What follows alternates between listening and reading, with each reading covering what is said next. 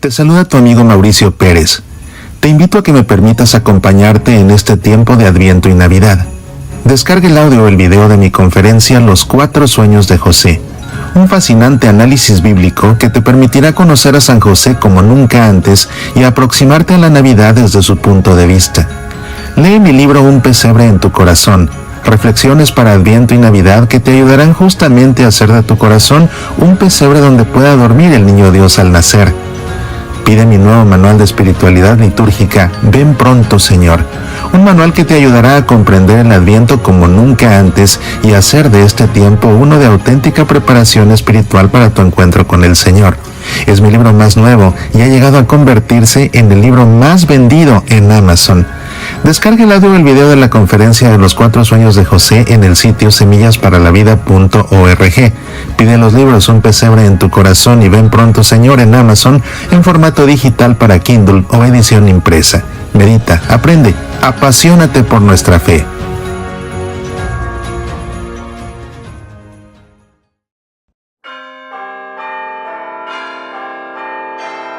Este es un retiro de espiritualidad litúrgica.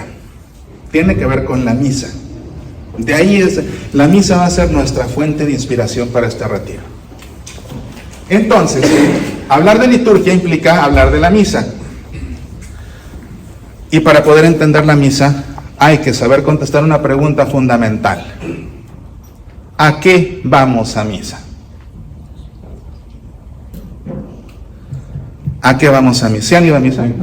¿Se han ido, no? Pasa ahí en la iglesia los domingos y todos los días. ¿A qué vamos a misa? Al encuentro con Dios. A ver a Jesús. A ver a Jesús. Al encuentro con Dios. Al encuentro con Dios. Para dar gracias a Dios. Para dar gracias a Dios. Ponte de pie. ¿Para qué vamos a misa? Recibir la Eucaristía. A recibir la Eucaristía. ¿A qué vamos a misa? Para aprender más de lo que habla Dios. Para aprender más de lo que habla Dios, escuchando su palabra. ¿A qué vamos a misa? A tener encuentro con Él y dar gracias. A tener encuentro con Él y dar gracias. Ponte de pie. ¿A qué vamos a misa? A estar en comunión con Dios. A estar en comunión con Dios. Y eso tiene que ver también con la Eucaristía, ¿verdad? ¿A qué vamos a misa? Para aprender más de Dios. Para aprender más de Dios. A ver, ¿a qué vamos a misa? A adorar a Dios. Adorar a Dios, ponte de pie. Y falta una. Es así como, ¿cómo se llama ese juego que van las familias y así? ¿Eh? O 100 mexicanos dijeron, o no sé qué. O sea, es algo así como 100 católicos dijeron. Falta una razón por la que vamos a misa. A ofrecer. A ofrecer. Ponte de pie. A eso vamos a misa. Muy bien. Un aplauso a todos ustedes porque ustedes saben que y es que vamos a misa a 4 cosas. Y ahí en el término técnico, vamos a misa a adorar a Dios.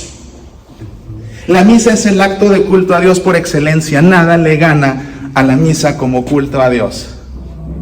Nada le gana a la misa como culto a Dios. Vamos a misa a adorar a Dios. Ese se llama fin latréutico. Los 4 fines o los 4 propósitos de la misa son estos: el latréutico, el eucarístico, el impetratorio y el propiciatorio. Vamos a misa a adorar a Dios, fin latréutico. Vamos a misa a darle gracias a Dios, ese es el fin eucarístico. Vamos a misa a pedirle a Dios, es el fin impetratorio. De pedirle a Dios no es solo pedirle nuestras necesidades, es también pedirle perdón. Y el que a más, de hecho es la primera vez que me lo contesta alguien. ¿Ya habías venido a toda esta conferencia? No, porque nunca la había dado. Pero sí he dado muchas de liturgia. Y esta nunca nadie la sabe y es terrible porque es importantísima. Vamos a misa a... Está mal ahí, me equivoqué. A ver, corregimos aquí al vuelo. Vamos a ofrecerle un sacrificio a Dios y ese es el fin propiciatorio. Y al rato que veamos la parte del sacrificio a Dios van a ver. Es tan importante nuestra existencia, ese momento. Hay que saber esto para poder entender lo que vamos a ir viendo acerca de la misa hoy. Tenía yo, cuando me invitaron a preparar el retiro, tenía yo la opción de hacer lo que hacen todos. Vamos a ver qué dicen los evangelios de Adviento y hablar de los evangelios de Adviento. Pero eso lo hacen todos. Entonces dije, ¿para qué hago lo mismo si ya otros lo hacen? Mejor vamos a hacer algo que nadie hace. No vamos a poner atención, y no porque no importen, sino porque ya está, o sea, eso lo busquen en YouTube, Retiro de Adviento, y les van a hablar de las lecturas. Entonces yo dije, mejor vamos a hacer algo que nadie hace para poder tener más información. Nos vamos a centrar en las oraciones de la misa. Lo que se conoce técnicamente, los de la liturgia, tome nota porque esto se lo tienen que saber, se llaman textos eucológicos. En la misa hay lecturas que se proclaman y en la misa hay oraciones que se rezan. Las oraciones que se rezan se llaman textos eucológicos. Aquí están: la antífona de entrada, la oración colecta, la oración sobre las ofrendas, la antífona de la comunión y la oración después de la comunión. Y de ahí vamos a sacar la espiritualidad del Adviento, a partir de la espiritualidad de la misa. En las lecturas Dios nos habla y nosotros escuchamos. Con los textos eucológicos, la iglesia, o sea, nosotros le hablamos a Dios y Él nos escucha.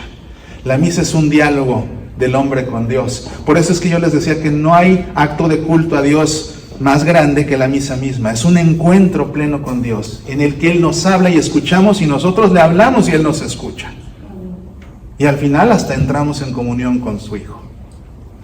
Entonces, en lo que nos vamos a centrar aquí es en eso, en lo que nosotros le decimos a Dios en la misa. Y van a ver ustedes la diferencia, porque ¿qué es lo que pasa en la misa? La antífona de entrada se la suelen brincar porque cantan un canto de entrada. No debería ser así, que alguien diga la antífona de entrada y luego cantan su canto de entrada. Y van a ver hoy la importancia que tiene la antífona de entrada. Luego llega la oración colecta.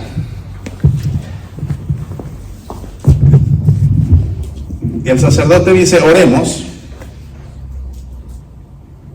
Y la gente, en otras parroquias, yo sé que aquí no, pero en otras parroquias, la gente no le hace caso al sacerdote. Y cuando el sacerdote termina la oración colecta y dice, te lo pedimos por tu Hijo nuestro Señor, la gente, sin haber puesto atención a nada de lo que rezó el sacerdote, dice amén. ¿A qué le dijeron amén si ni siquiera pusieron atención a lo que dijo? ¿No? Qué bueno que aquí no lo hacen, pero en otras parroquias que he ido así le hacen. Por eso se los platico. Luego llega el momento de la preparación de los dones para la comunión, ¿verdad? La gente se pone de pie después de que estuvo sentada largo rato, se ponen de pie, el sacerdote prepara los dones y hace una oración sobre el pan y el vino. La gente ni en cuenta. Y luego viene la antífona de la comunión. Y me faltó una que es bien importante. Vamos a ponerla aquí. Porque también son textos eucológicos las plegarias eucarísticas, toda la oración en torno a la consagración, también son textos eucológicos, pero no los vamos a estudiar aquí, por falta de tiempo, no por falta de ganas. Pero lo que sí vamos a estudiar es el prefacio, los prefacios de Adviento, y la plegaria eucarística, que no vamos a tocar aquí. Pero el caso es que así pasa, y no es así. Cuando el sacerdote está rezando, está representándonos. Acuérdense que un sacerdote tiene dos funciones: representar a Dios ante el pueblo y representar al pueblo ante Dios. Entonces, cuando el sacerdote está rezando él en voz alta nuestra oración. Lo que nosotros tenemos que hacer cuando el sacerdote reza es en silencio poner atención a lo que dice y hacer nuestras esas oraciones, para que cuando digamos amén sea nuestra oración y no la oración de alguien que allá dijo algo y yo no sé ni qué dijo. Y en la medida en que yo aprendo a hacer eso, me compenetro más con lo que está pasando en la misa y vivo más la misa y hago de la misa un momento de oración. No nada más al final, después de comulgar, sino a lo largo de toda la misa. La misa es una oración. La misa, de hecho, es la oración por excelencia, de principio a fin. ¿Sí? Bueno. Vamos a entrar al primer domingo de Adviento. Primer domingo de Adviento. Nos centramos en que en el juicio final y en la invitación a estar vigilantes. ¿Sí? La antífona de entrada dice así, está tomada del Salmo 24. A ti, Señor, levanto mi alma. Dios mío, en ti confío. No quede yo defraudado, que no triunfen de mí mis enemigos, pues los que esperan en ti no quedan defraudados. Es una antífona de esperanza por completo. ¿Quiénes son mis enemigos? Puede ser mi enfermedad, puede ser el diablo que me tienta, pueden ser mis vicios, puede ser mi suegra. Wow, Jesús dijo, vine a poner la nueva contra eso, se lo pudo haber callado, pero no se calló, pues mismo. Puede ser mi hermana, puede ser mi jefe, puede ser mi compañero de trabajo.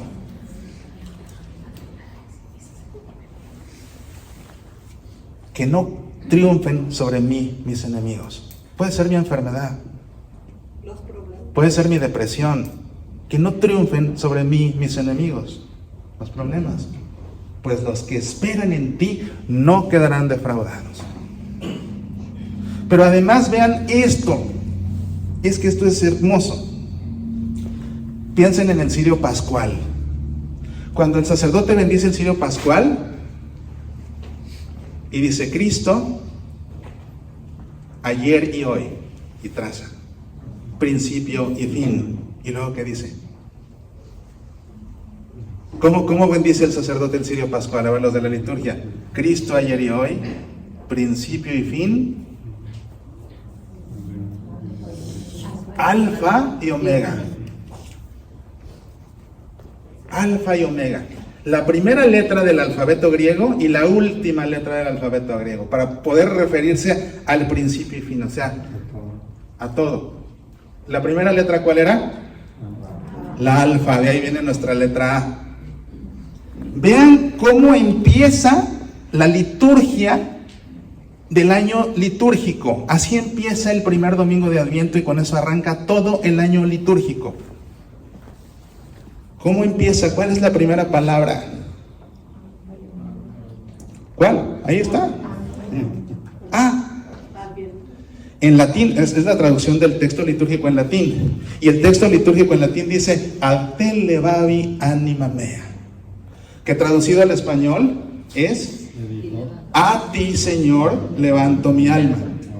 La primera letra con la que empieza el año litúrgico es el alfa, el principio de todo. Por eso se escogió este versículo de ese salmo, para que fuera de esperanza y para que el primer sonido que la iglesia emitiera con su boca fuera el sonido del alfa. El sonido de Cristo, que es el alfa y la omega, el principio y el fin, el Señor de todo tiempo.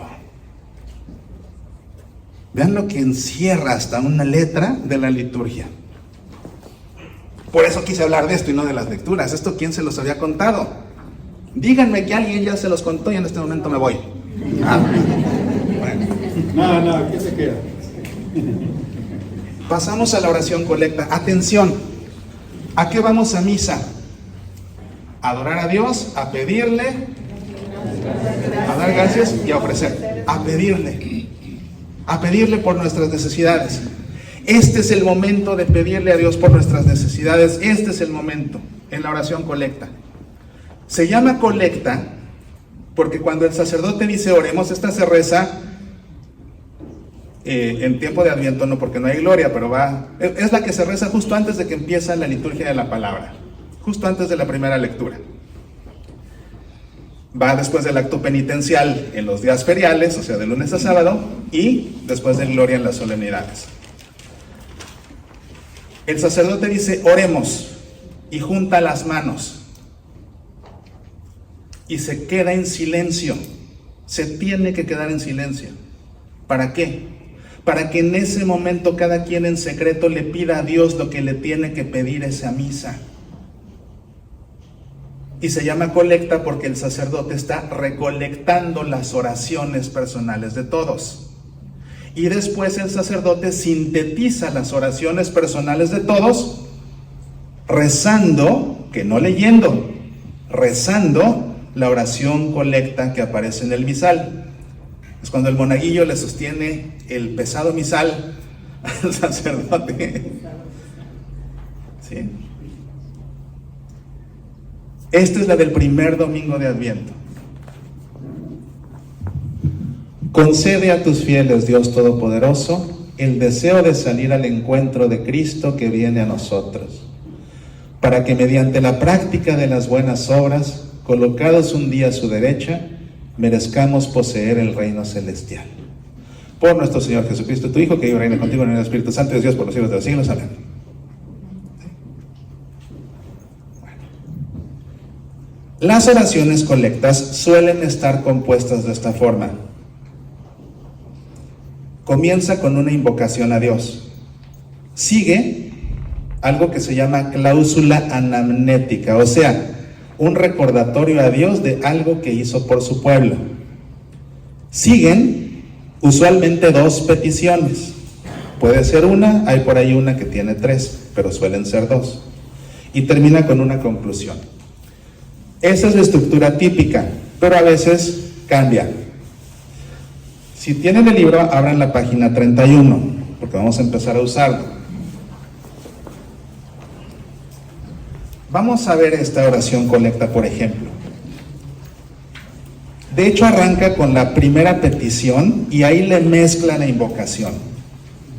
La primera petición: concede a tus fieles el deseo de salir al encuentro de Cristo que viene a nosotros.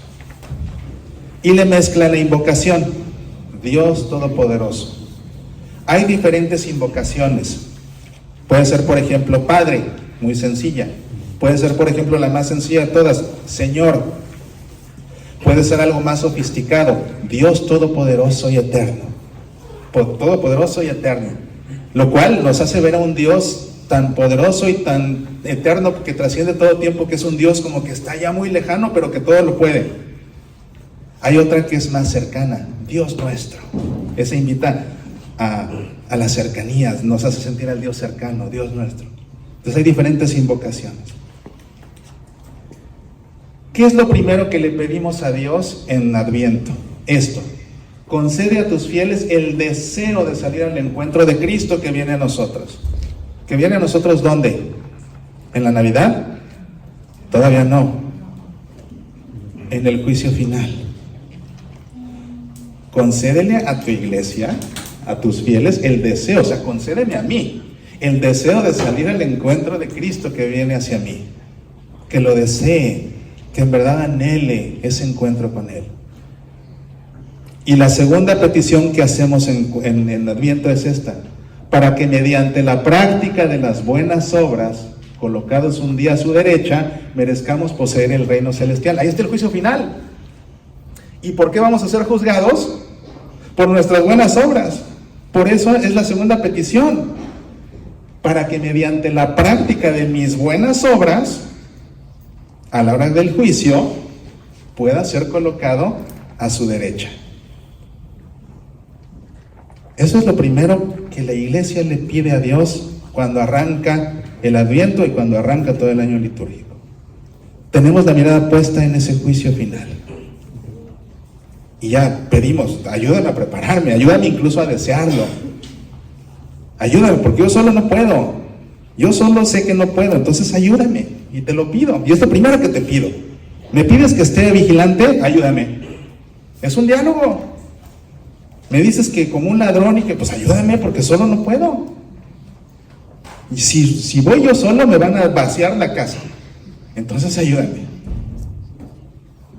¿Eso quieres? Está bien, Señor, pero ayúdame. Así, en ese plan.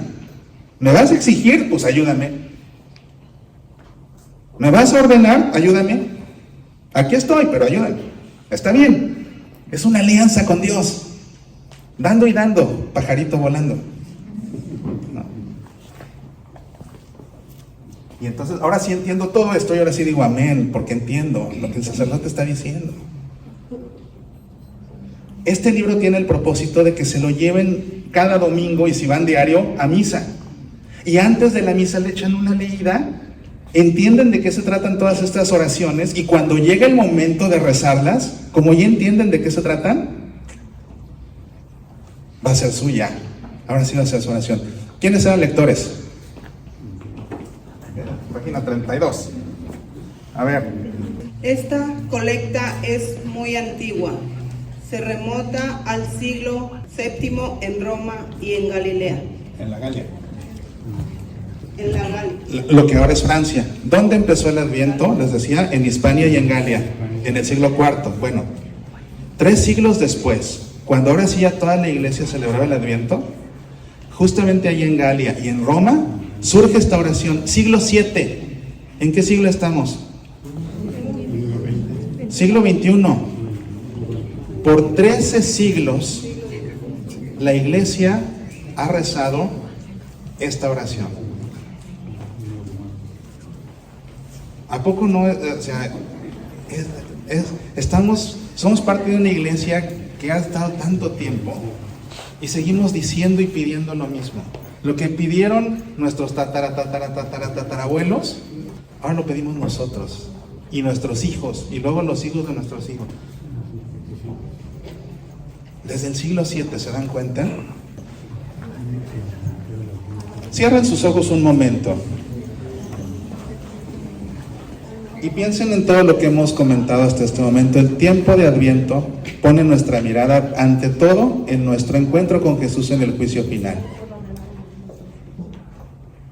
Piensa que te fueras a morir mañana. ¿Qué tanto anhelas en verdad, encontrarte definitivamente con Cristo cuando venga a juzgarte? ¿En verdad lo anhelas? ¿En verdad lo deseas? ¿O mejor quieres que no llegue ese momento nunca? ¿O quieres que llegue pero no ahora, mejor después? Y si es así, ¿por qué es? Si no te sientes listo, si le tienes miedo a ese momento, ¿por qué es? ¿Qué es lo que te hace tenerle miedo a ser juzgado por Jesús en este momento de tu vida?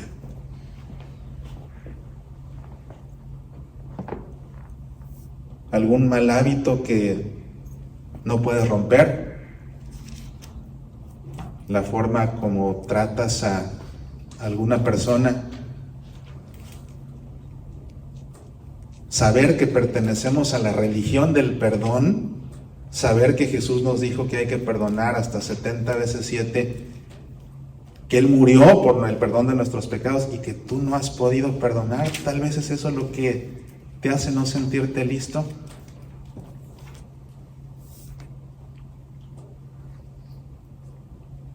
¿Qué te frena en este momento? Y si estás listo en este momento, dale gracias a Dios.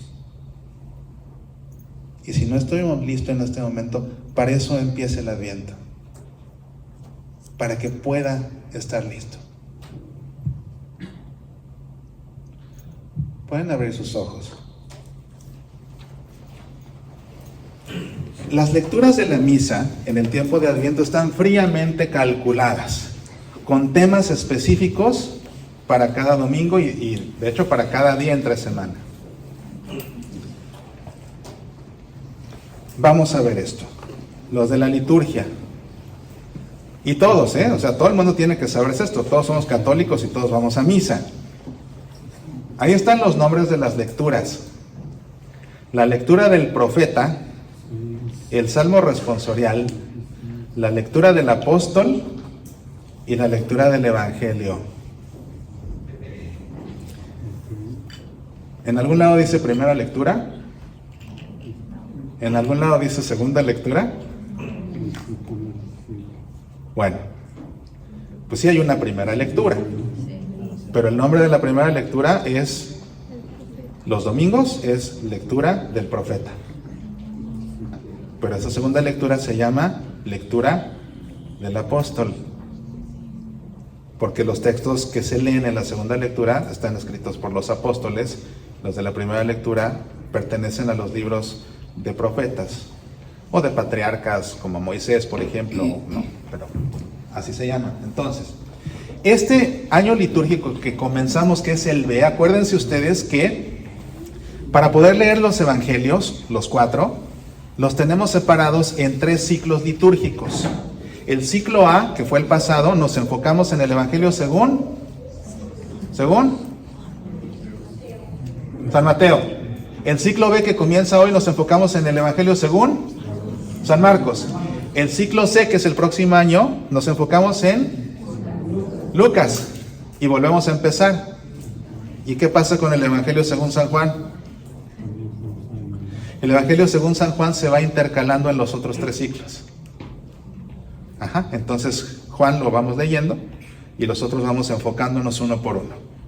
Acaba de arrancar el ciclo B y la primera lectura siempre va de la mano con el evangelio. Esto es una regla de oro para que entiendan las lecturas de la misa. El tema de la primera lectura siempre es el mismo tema del evangelio. Siempre hablan de lo mismo. En el Antiguo Testamento Dios anuncia, en el evangelio Cristo lo cumple. Entonces el tema de la primera lectura siempre es el tema del evangelio. Cuando vamos a misa estamos en un diálogo con Dios, no solo lo escuchamos, también le respondemos. Él nos habla primero en la primera lectura. Nosotros le respondemos con un salmo responsorial. Ojo, no se llama responsorial porque con ese le respondemos. Se llama responsorial porque la forma más típica de rezarlo es en forma de responsorio. El salmista entona una estrofa y nosotros respondemos, entona una estrofa y respondemos, por eso se llama responsorial. Pero no se llama responsorial porque con él respondamos a la primera lectura, aunque con el salmo responsorial le respondemos a Dios, ¿sí? Entonces, como le respondemos a Dios, el tema del salmo es siempre el mismo tema de la primera lectura. Primer domingo de Adviento. En la lectura del profeta escuchamos a Isaías diciendo que ojalá el Señor rasgara el cielo y descendiera. Pero fíjense el verbo, que lo rasgara, y se rasga con violencia, con fuerza. Esto habla de un sentido de urgencia, ya que se apure. Imagínense a Isaías viendo también todo lo que pasaba. Ya se desespera. Ojalá el Señor rasgara el cielo y descendiera. Ya, ven pronto, Señor. Es una forma de decir ven pronto, Señor. En el Salmo le pedimos al Señor que nos restaure, que brille su rostro y que nos salve. Paréntesis para los que son lectores. Cuando ustedes van a proclamar una lectura, siempre tienen que decir lectura de, y no solamente decir el libro. O sea, por ejemplo, yo lector, me subo al ambón hoy domingo, primer domingo de Adviento, y tengo que decir lectura del libro del profeta Isaías. No solamente del libro del profeta Isaías. Me paro a leer la segunda lectura, que es la lectura del apóstol. No digo de la primera carta a los Corintios, digo lectura de la primera carta de San Pablo a los Corintios. El sacerdote no se para y dice del Evangelio según San Marcos. Es norma litúrgica. Dice lectura del Santo Evangelio, y siendo más estrictos, ni siquiera se lee, el sacerdote no lo dice, lo tiene que cantar. Lectura del Santo Evangelio según San Marcos. ¿Quieren otro tip litúrgico para los lectores? Cuando terminan ustedes de leer, o de proclamar, mejor dicho, porque no es lo mismo proclamar que leer, una lectura, al final, ¿alguien trae un misalito que me preste con la lectura de hoy o no? ¿No? ¿Nadie trae? Bueno. Al final, Miren, ahí les van dos técnicas. Apréndanse esto, por favor, los que son lectores. Y los que no son lectores, apréndenselo para que si no lo hacen, los ven feo y con eso se acuerdan. La cosa es que no sé si tengo aquí no tengo lecturas. Eso me pasa por hacer un libro que no habla de lecturas. Lectura del segundo libro de Samuel. Inhalo. Dejo salir el aire. Y comienzo. Entonces David se rasgó las vestiduras y todos los que estaban con él hicieron lo mismo. Hicieron duelo, llorando y ayunando hasta la tarde por Saúl y por su hijo Jonatán, por el pueblo del Señor y por la casa de Israel que habían caído a espada. Inhalo, exhalo y concluyo. La primera lectura no se concluye así. Palabra de Dios. La primera lectura se concluye así. Palabra de Dios. Y todos contestan, te alabamos, Señor. ¿Que yo, lector, soy un desafinado? Entonces, el final lo hace el cantor. Primera lectura. Palabra de Dios. Te alabamos, Señor. Segunda lectura, la nota sube. Palabra de Dios, te alabamos, Señor. Primera lectura, palabra de Dios.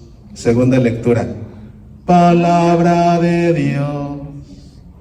No, si no crean que me paro y leo, o sea, proclamar la palabra de Dios es todo un arte. Esto es todo un arte, hay que saber. Entonces les comparto todo esto para que vean que hay que prepararse y que hay que seguirle formándonos, ¿no?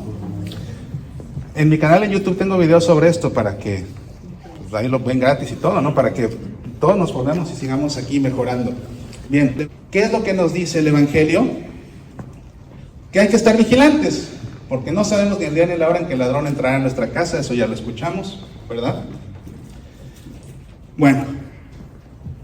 El momento del ofertorio es importante. ¿A qué vamos a misa? A alabar a Dios, a adorar a Dios, a darle gracias, a pedirle y a ofrecer un sacrificio. ¿Qué es lo que yo le ofrezco en sacrificio a Dios? Esto es el momento más sublime de la misa. Le voy a ofrecer a Dios. ¿Qué le puedo ofrecer a Dios? Le ofrezco dos cosas. El fruto de mi trabajo, en gratitud. Antes, pues los que eran agricultores daban las primicias de su cosecha, los que eran ganaderos daban los primogénitos del ganado. ¿Nosotros qué producimos con el fruto de nuestro trabajo? Pues dinero. Entonces, ¿qué es lo que ofrecemos? El fruto de nuestro trabajo. En la ofrenda ofrecemos el fruto de nuestro trabajo en gratitud, para el bien de la iglesia. Pero también hacemos un sacrificio más profundo, que toca nuestra existencia. ¿Qué es lo más que yo le puedo ofrecer a Dios en sacrificio? ¿Qué es lo máximo que yo podría ofrecerle a Dios en sacrificio? Mi vida. ¿Qué tengo más valioso que mi vida misma? En cada misa se lo ofrezco en sacrificio. ¿Y de qué manera se representa esa vida mía que estoy ofreciendo en sacrificio, junto con la vida de todos los demás que también le están ofreciendo? Es mi vida de cada día, es mi vida de ese momento. Entonces se lo ofrezco a Dios y está simbolizada por pan. ¿Por qué pan? Porque el pan es el alimento más común y corriente, es el alimento de todos los días, es el pan cotidiano, es el alimento de siempre. Entonces, el alimento de siempre lo escogió Jesús para simbolizar nuestra vida de siempre, nuestra vida cotidiana. Pero estamos también celebrando. Entonces, esa celebración, ese gozo que me da esta celebración, lo represento con vino. Necesito alimentarme para poder vivir. Mi cuerpo necesita alimento para vivir. Ese alimento está simbolizado por el pan. Mi alma necesita alimento para vivir. Ese alimento del alma está representado por el vino.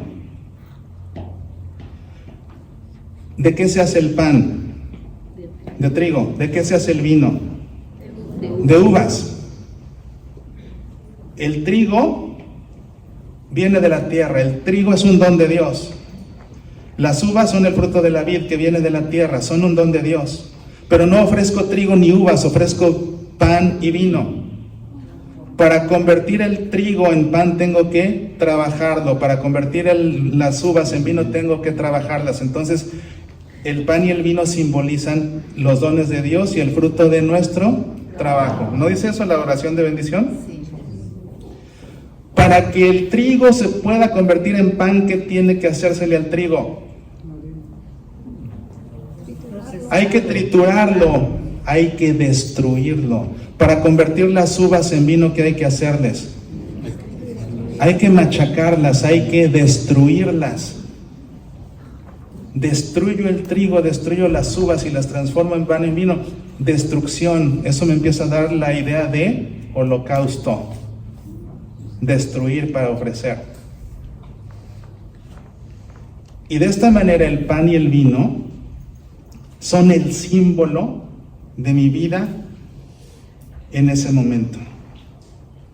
Entonces, en el momento del ofertorio, cuando en la procesión le llevan al sacerdote pan y vino y agua, lo que están llevándole al sacerdote es mi vida. Ahí va. Mi vida en ese momento. Dios mío, te ofrezco que me dieron un ascenso en el empleo. Ese triunfo te lo... Dios mío, te ofrezco que mi hijo terminó la universidad. Te ofrezco en gratitud esto en sacrificio. Dios mío, te ofrezco que me quedé sin empleo, estoy muerto de angustia. Dios mío, te ofrezco que este martes me hicieron un estudio y me dijeron que tengo cáncer. Dios mío, te ofrezco que le acaban de diagnosticar a mi mamá una enfermedad terminal y me muero de terror. Dios mío, te ofrezco que acabo de perder a mi hija. Se fue con quien no debía y estoy muerta de tristeza. Y te ofrezco este dolor. Mis éxitos, mis fracasos, mis aciertos, mis errores, lo que me da miedo, lo que ya se alivió, mis dolores, mis enfermedades, te los ofrezco hoy en sacrificio y van representados en ese pan y en ese vino. Pero yo sé que mi vida es imperfecta, entonces por más que quiera, esta ofrenda que te doy no alcanza.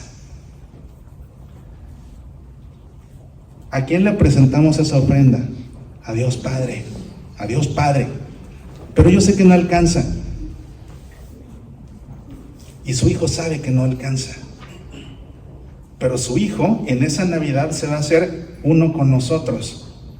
Entonces, lo que va a hacer el hijo es que va a tomar ese pan y ese vino que simbolizan nuestra vida,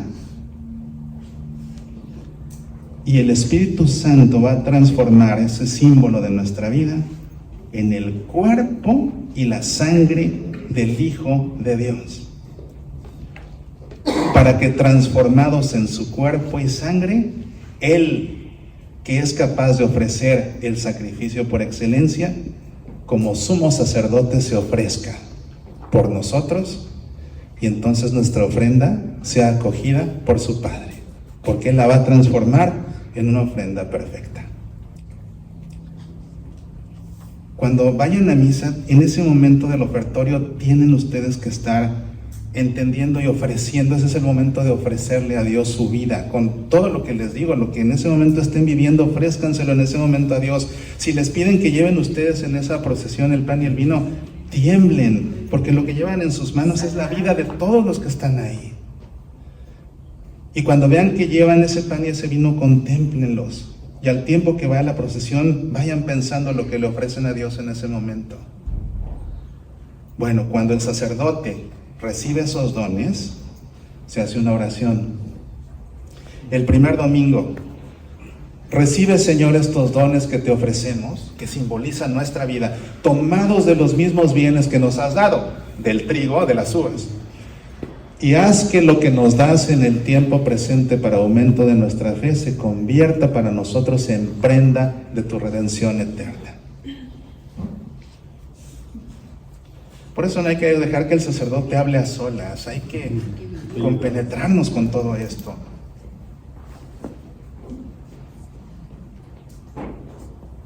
La antífona de la comunión para este primer domingo. El Señor nos mostrará su misericordia y nuestra tierra producirá su fruto. Esta se reza antes de la comunión, antes de la procesión de la comunión. Entonces, esto es lo que me prepara para comulgar. Está bien que canten un canto de comunión, pero no omitan la lectura de la antífona. El Señor nos mostrará su misericordia y nuestra tierra producirá su fruto. Es una promesa. Y con esa confianza que suscita en mí esa promesa, me acerco a comulgar. ¿Sí? Ahora, la oración después de la comunión. Ya después de que comulgamos, antes de la bendición final, para el primer domingo, te pedimos, Señor, que nos aprovechen los misterios en que hemos participado, mediante los cuales, mientras caminamos en medio de las cosas pasajeras, nos inclinas ya desde ahora a anhelar las realidades celestiales y a poner nuestro apoyo en las que han de durar para siempre por Jesucristo nuestro Señor. Amén.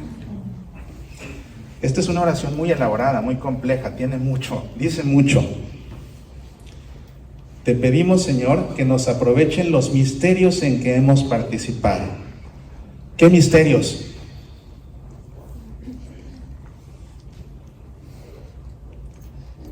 Los que celebramos en la misa.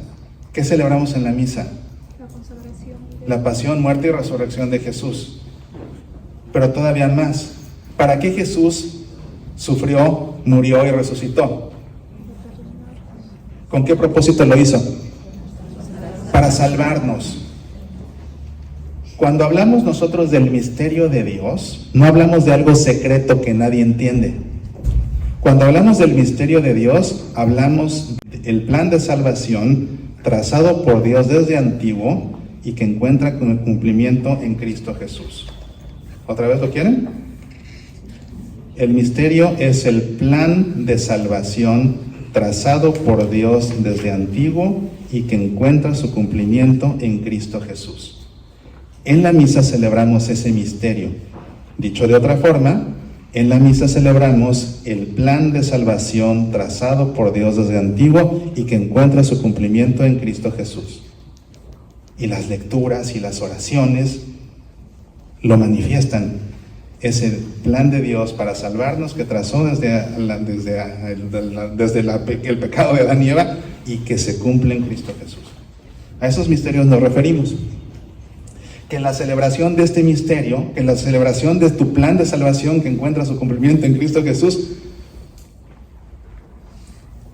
mientras caminamos en medio de las cosas pasajeras, nos inclinas ya desde ahora a anhelar las realidades celestiales y a poner nuestro apoyo en las que han de durar para siempre. A ver,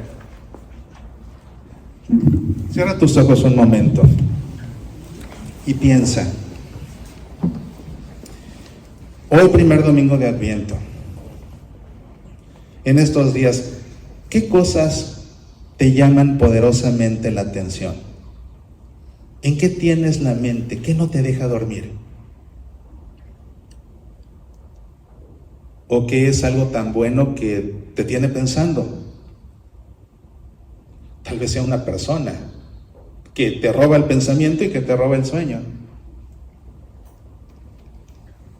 Tal vez sea una situación,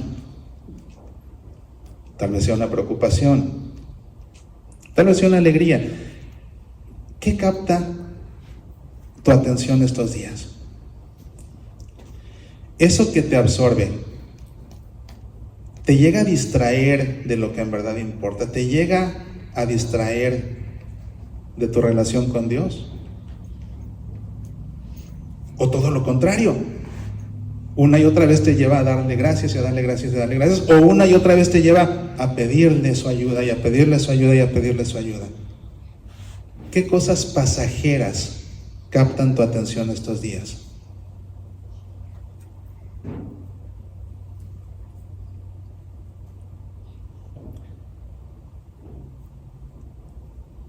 ¿Cuánto valen estas cosas pasajeras al lado de las realidades celestiales?